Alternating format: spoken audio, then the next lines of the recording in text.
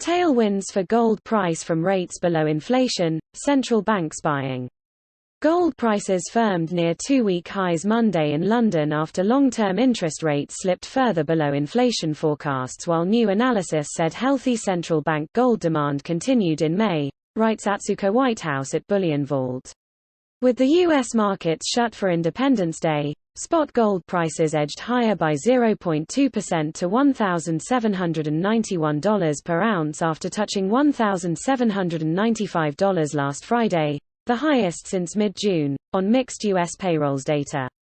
That came, however, after the metal suffered its worst month since 2016 by falling 7% in June on signs that the Federal Reserve may start to tighten its massively accommodative monetary stimulus sooner than previously said.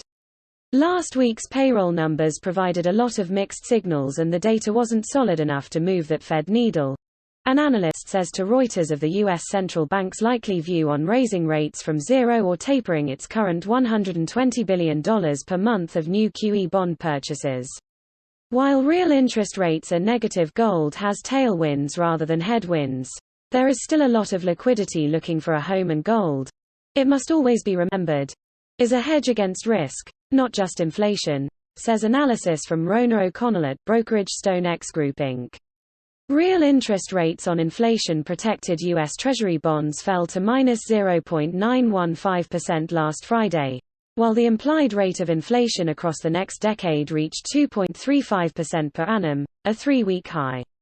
Week to week, gold prices have moved in the opposite direction to 10-year tips yields two-thirds of the time across the last 5 years.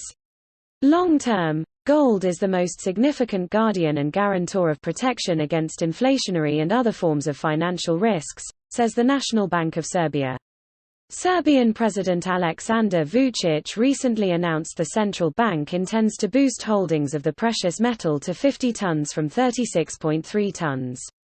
Central bank's net purchases totaled 56.7 tons in May, although it was down 11% comparing to the previous month but 43% above the monthly average in 2021, according to the latest report published last Friday by World Gold Council.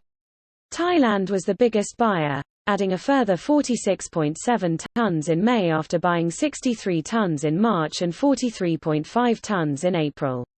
Turkey, gold's number 5 consumer nation, also added 8.6 tons, while India, the number 2 bullion consumer nation, also bought 0.9 tons. Brazil, Kazakhstan, and Poland were the other notable buyer during the month.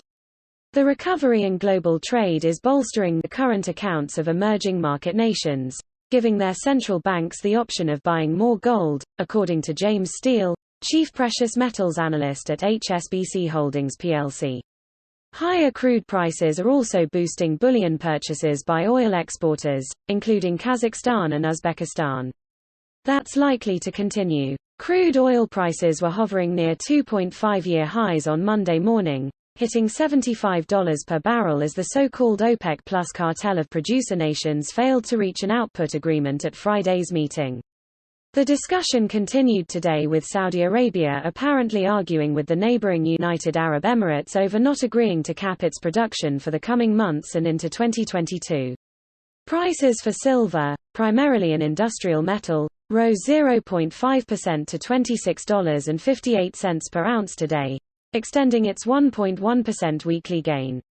Platinum, which finds two-thirds of its demand from industrial uses, rose further by 1.2% to $1,105, erasing three-quarters of the loss made last week.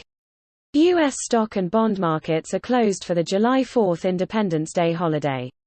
The dollar index, a measure of the U.S. currency's value versus its major peers, meantime added to Friday's losses from its new three-month high after the latest non-farm payrolls data said the U.S. economy added 850,000 jobs in June, but the jobless rate ticked higher to 5.9%.